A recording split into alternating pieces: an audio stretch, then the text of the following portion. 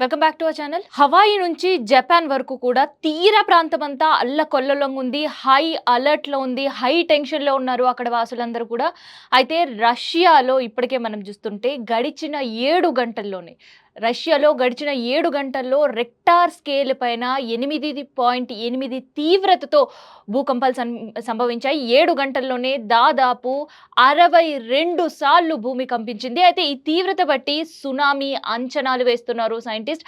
అయితే ఈ rector scale పై 8.8 తీవ్రత భూకంపం నమోదయ్యింది అంటేనే, అంటే 8 దాటింది అంటేనే రెక్టార్ స్కేల్ పైన తీవ్రత ఖచ్చితంగా ముంచేసే సునామీ రక్కసి అలలు విరుచుకుపడే అవకాశం ఉంటుందని హెచ్చరికలు జారీ చేసిండ్రు. అక్కడ ఉండే తీర ప్రాంతాల ప్రజలందరినీ కూడా సురక్షిత ప్రాంతాలకి తరలించే యత్నాలు కూడా జరుగుతున్నాయి. ఇప్పటికే అక్కడ సునామీ సైరన్లు మోగుతున్నాయి. అటు రష్యా, అమెరికా, చైనాలో కూడా ఈ అలర్ట్లు అనేవి జారీ చేయడం జరిగింది. అయితే ఎత్తైన ప్రాంతాలకి తరలి వెళ్ళండి అండ్ తీర ప్రాంతంలో ఎవ్వరూ కూడా ఉండొద్దు. ఎందుకంటే ఇప్పటికే జపాన్ తీరంలో మనం చూస్తున్నా అక్కడ రక్కసి అలలు ఎగిసిపడుతున్నాయి. 4 అడుగుల నుంచి 10 అడుగుల వరకు కూడా ఈ అలలు ఎగిసిపడుతున్న పరిస్థితి. అందుకనే తీర ప్రాంతంలో ఎవ్వరు కూడా ఉండొద్దు. తీర ప్రాంతంలో ఉండే వాళ్ళందరూ కూడా సురక్షిత ప్రాంతాలకి వెళ్ళిపోండి అని అక్కడుండే సునామీ సైరన్ల మోగించి మరి అధికారులు అలర్ట్ చేస్తున్నారు. లేదు అంటే 4 అంతస్తుల పైనుండే భవనాలకు మీరు వెంటనే చేరిపోవాలి అనే హెచ్చరికలు కూడా జారీ చేస్తున్న పరిస్థితి. తిమింగలాలు కూడా తట్టుకోలేనంత సునామీ అక్కడ ఎగిసిపడుతున్న అలలు. ఆ అలల ఉధృతికి తిమింగలాలు కూడా బయట వచ్చి పడే పరిస్థితి కనిపిస్తుంది. అయితే రష్యాలో చూస్తే ఇప్పటికే అయితే ఈ సునామీ భూకంపం ఏమీ లేకుండా 2 రోజుల క్రితం అక్కడుండే ద్వీపం దగ్గర నుంచి దాదాపు 5 తెల్ల తిమింగనాలు సముద్రం నుంచి బయటపడ్డాయి.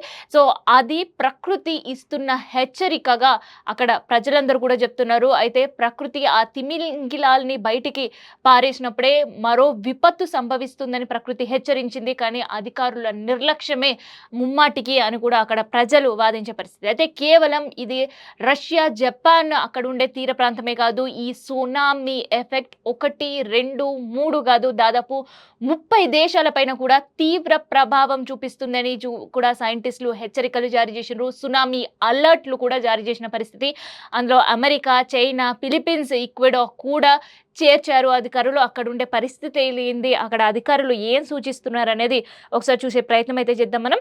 అయితే రష్యాలో నేను చెప్పిన కదా, ఇప్పటికే రష్యాలోనే కన్కట్, జపాన్లోని హైక్విడాలో అల్లకల్లోలమైపోతుంది. అక్కడ ఉండే అలలు ఏ క్షణమైనా ముంచెత్తే ప్రభావం పరిస్థితులు ఉన్నాయని అధికారులు హై అలర్ట్ కూడా చేసిండ్రు. అయితే అమెరికాలోని వెస్టర్న్, తర్వాత నార్త్ కాలిఫోర్నియా, సదర్న్ కాలిఫోర్నియాలో కూడా ఒక్కసారి ఇక్కడ అలలు టచ్ అయినా, భూకంపం వచ్చినా అది మళ్ళీ తిరిగి 6 గంటల్లోపు మళ్ళీ ఇంకొకసారి టచ్ చేసే అవకాశం ఉంది అని చెప్పి కూడా ఇక్కడ సైంటిస్టులు హెచ్చరిస్తున్నారు. So Washington, north California, southern California ఇప్పుడు డేంజర్లోనే ఉన్నాయి.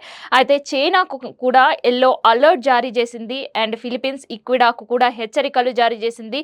ఇట్లా 30 దేశాలు ఈ సునామీ అలర్ట్లో ఉన్నాయి. ఏ క్షణమైనా అక్కడ అలలు ఎగిసిపడే అవకాశం ఉంది అని కూడా హెచ్చరికలు జారీ చేస్తున్నారు. అయితే పసిఫిక్ మహాసముద్ర తీర ప్రాంతమంతా కూడా ఈ సునామీ అలర్ట్లు కంటిన్యూ అయ్యే అవకాశం ఉంటాయి. అయితే ఇప్పటి వరకు ఎక్కడ కూడా ఒక ప్రాణ నష్టం కానీ ఆస్తి నష్టం సంభవించిన పరిస్థితి అయితే లేవు. కానీ అమెరికాకు కావచ్చు, రష్యా, జపాన్కి అయితే గడిచే 24 గంటలు మాత్రం ఒక గండంగానే ఉంది.